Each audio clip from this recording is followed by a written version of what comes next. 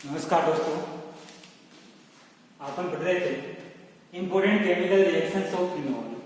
Phenol की कौन कौन सी ऐसी इंपोर्टेंट रिएक्शंस है जिससे विभिन्न प्रकार के अन्य कंपाउंड्स का संश्लेषण किया जा सकता है। क्योंकि फिनोल क्या है, एक एरोमेटिक कंपाउंड है और एरोमेटिक कंपाउंड होने के साथ ही बेंजीन वजह से OH ग्रुप जुड़ा हुआ है जो कि एक सक्रियणकारी समूह है, एक्टिवेटिंग ग्रुप है, जो बेंजीन वलय पे इलेक्ट्रॉन डेंसिटी क्या करता है, बढ़ाता है। जैसे मान लो ये फिनोल है और इस फिनोल में OH ग्रुप है, इस पे पाया जाता है इलेक्ट्रॉन। तो ये इलेक्ट्रॉन बेंजीन वलय में आते हैं जिससे बेंजीन पे इलेक्ट्रॉन डेंसिटी बढ़ जाती है, तो बेंजीन की क्रियाशीलता बढ़ जाती है, रिएक्टिविटी बढ़ जाती है। इस कारण ये अन्य कंपाउंड्स के साथ अभिक्रिया करके और विभिन्न प्रकार के कार्बनिक यौगिकों का संश्लेषण करता है। तो ये तो हुई फिनोल की बेसिक जानकारी। अब अपन पढ़ते हैं इसकी कौन कौन सी ऐसी इंपॉर्टेंट रिएक्शंस हैं। तो अपन ये जानते हैं कि ऑर्थो, अपन ने पूर्व में पढ़ा था दो वीडियो में कि इसकी ऑर्थो और पैरा स्थिति पर इलेक्ट्रॉन घनत्व ज्यादा होता है। ज्यादा क्यों होता है? क्योंकि इलेक्ट्रॉन डोनेट करता है, तो नेगेटिव चार्ज अनुनादी संरचना से अपन को पता चला है कि नेगेटिव चार्ज इसकी ऑर्थो और पैरा स्थिति पे होता है। इसलिए जो इलेक्ट्रोफाइल, इलेक्ट्रॉन से जो जुड़ने वाला ग्रुप है वो जुड़ेगा तो या तो ऑर्थो पे जुड़ेगा या फिर पैरा स्थिति पे। तो ऑर्थो और पैरा स्थिति पे इलेक्ट्रॉन से नहीं जुड़ता है, इसलिए ये इलेक्ट्रॉन से ही प्रतिस्थापन अभिक्रिया देता है और एरोमेटिक कंपाउंड है। तो फिनोल कौन सी अभिक्रिया देता है? मुख्यतः एरोमेटिक इलेक्ट्रोफिलिक सब्स्टिट्यूशन रिएक्शन।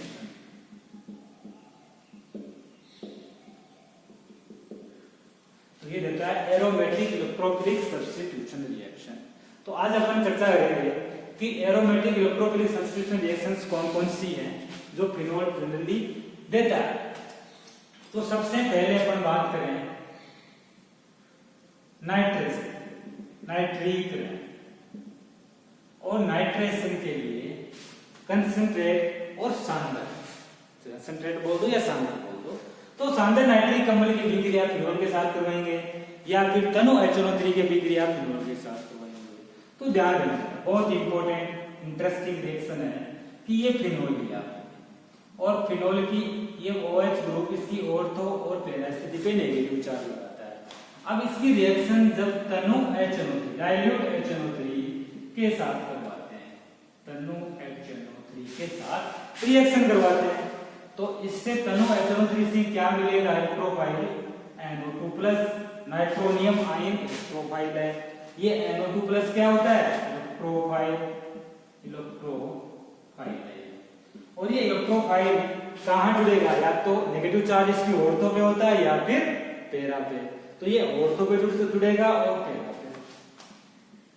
मान लो जब ये ऑर्थो पे जुड़ता है तो अपन ये कह सकते हैं कि ऑर्थो नाइट्रोफिनोल, और जब पैरा पे जुड़ता है तो अपन ये बोल सकते हैं कि पैरा नाइट्रोफिनोल। तो ऑर्थो नाइट्रोफिनोल और पैरा नाइट्रोफिनोल प्रोडक्ट प्राप्त होता है। कब? जब अपन अभिक्रिया तनु HNO3 के साथ करवाते हैं, डाइल्यूट HNO3 के साथ। अब ये NO2 प्लस कहां से आया ये भी देख लेते हैं अपन। तो HNO3 HONO2 प्लस दूसरा HNO3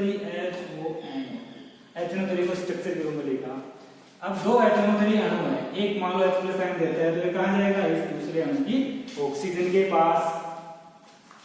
तो यहां ये जुड़ जाएगा और क्या बना देगा? HOH, यहां आएगा पॉजिटिव चार्ज NO2 प्लस, यहां से H निकल गया तो NO3 माइनस बच गया। यहां से H प्लस इधर आ गया तो उस पे बच गया NO3 माइनस। अब चूंकि NH के होता है, ये हॉस्टल इलेक्ट्रॉन लेकर के यहां से ब्रेक हो जाएगा, तो एक तो H2O प्लस NO2 प्लस, तो ये नाइट्रोनियम आयन बन गया। और जो नाइट्रोनियम आयन होता है वो क्या होता है? इलेक्ट्रोफाइल है। अब ये ऑर्थो पे और पैरा पे, तो ऑर्थो नाइट्रोफिनोल और पैरा नाइट्रोफिनोल कंपाउंड बन जाता है। कब रिएक्शन? जब तनु HNO3 के साथ डाइल्यूट, ये ध्यान रखना, तनु HNO3 के साथ। यदि इसकी रिएक्शन अपन सांद्र HNO3 के साथ करवाए, concentrate HNO3 plus concentrate H2SO4 के साथ नाइट्रेशन रिएक्शन करवाए हैं तो फिर प्रोडक्ट ऑर्थो पैरा नाइट्रोफिनोल प्राप्त नहीं होगा। फिर बेंजीन वाले की दोनों ऑर्थो और पैरा स्थिति पर क्या हो जाएगा, नाइट्रेशन हो जाता है। जो प्रोफाइल बेंजीन की सभी परिस्थितियों पर जुड़ जाता है। जैसे मान लो अपन रिएक्शन लेते हैं, ये बेंजीन वाला है, ये OH जुड़ा हुआ है और इसकी अभिक्रिया सांद्र H2SO4 प्लस सांद्र HNO3 के साथ, तो प्रोडक्ट क्या होगा देखते हैं। सबसे पहले H2SO4 और HNO3 अभिक्रिया करते हैं आपस में, प्लस HSO4, तो ये H2SO4 क्या देगा, प्रोटॉन देगा, क्योंकि ये प्रबल अम्ल है इसकी तुलना में, तो इसकी ऑक्सीजन के पास प्रोटॉन आ जाएगा और इससे क्या बन जाएगा, HOH ऑक्सीजन का धनावेश आ जाएगा NO2 प्लस HSO4 माइनस आ जाएगा, ये बन गया। अब चूंकि ये अनस्टेबल है तो यहाँ से ऑक्सीजन इलेक्ट्रॉन लेकर के बाहर निकल जाएगी, तो H2O प्लस NO2 प्लस, और ये NO2 प्लस क्या होता है, इलेक्ट्रोफाइल। नाइट्रोनियम आयन क्या कहते हैं, इलेक्ट्रोफाइल कहते हैं। तो NO2 प्लस बन गया इलेक्ट्रोफाइल। अब चूंकि कंसंट्रेट है, सांद्रता ज्यादा है, तो इसकी सक्रियता ज्यादा है, सक्रियता ज्यादा है तो ज्यादा मात्रा में इसमें जुड़ेगा, और इस फिनोल की ऑर्थो और पैरा स्थिति पे नेगेटिव है, इसका मतलब ये दोनों ऑर्थो और पैरा स्थिति पे जुड़ जाता है। तो अब ये है, ये फिनोल लिया अपन ने, और इस फिनोल की दोनों ऑर्थो 3 मोल नाइट्रोनियम आयन मिलकर के इसकी दोनों ऑर्थो और पैरा स्थिति पे जुड़ जाते हैं। तो फाइनल प्रोडक्ट क्या बन जाता है, इस प्रकार से, ये ऑर्थो NO2 इस प्रकार से, और इसका नाम क्या हो जाएगा, इसको 1 नंबर 2 3 4 5 6, तो मैं लिखूं 2 4 6 1 2 3 ट्राई नाइट्रो फिनोल बन जाता है।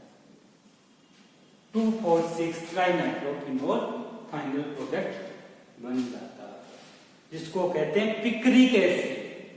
2,4,6 ट्राइनाइट्रोफिनोल का एक सादा नाम, इंपॉर्टेंट नाम है, पिक्रिक एसिड।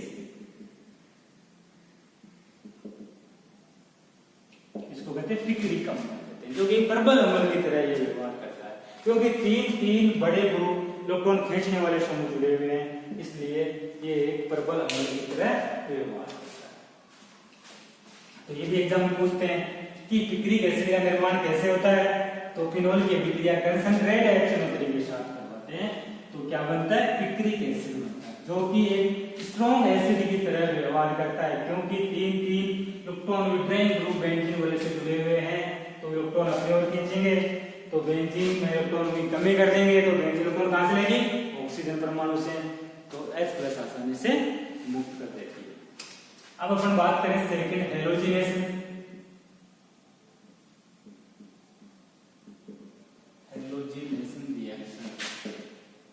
देखो हेलोजिनेशन क्या, वेरी सिंपल, ये फिनोल है और फिनोल की रिएक्शन अपन ब्रोमीन के साथ in presence of water, water क्या होता है, पोलर सॉल्वेंट होता है, पोलर सॉल्वेंट ध्रुवीय विलायक होता है। तो जैसे ही Br2 के साथ रिएक्शन करवाएंगे तो इससे Br2 क्या होता है, Br, तो इलेक्ट्रॉन ये बॉन्ड ब्रेक होगा तो ये बन जाएगा Br प्लस, दूसरा Br माइनस, तो इलेक्ट्रोफाइल क्या हो जाएगा, ब्रोमोनियम आयन Br प्लस। अब सॉल्वेंट पोलर है, पोलर सॉल्वेंट में अपन रिएक्शन करवा रहे हैं, तो इसकी दोनों ऑर्थो और पैरा स्थिति पे ब्रोमोनीकरण हो जाता है इस प्रकार से।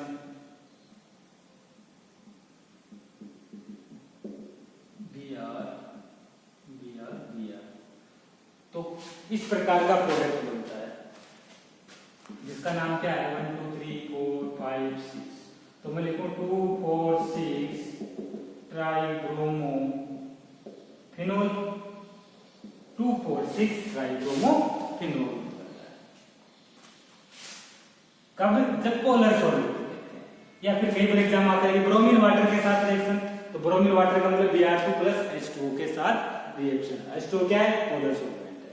और यदि इसी की फिनोल की अभिक्रिया अपन नॉन पोलर सॉल्वेंट में करवाएं, अगर यही Br2 की अभिक्रिया अपन सॉल्वेंट ले लेते हैं, अब नॉन पोलर CH2 ले लो या CCH4, नॉन पोलर सॉल्वेंट, और नॉन पोलर सॉल्वेंट में क्या होगा? इसका पोलराइजेशन ज्यादा होगा नहीं।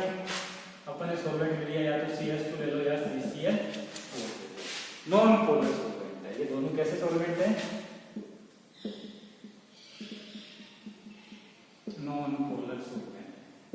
तो नॉन पोलर सॉल्वेंट के साथ रिएक्शन करवाते हैं, तो इससे इलेक्ट्रोफाइल क्या बनेगा? Br2 plus.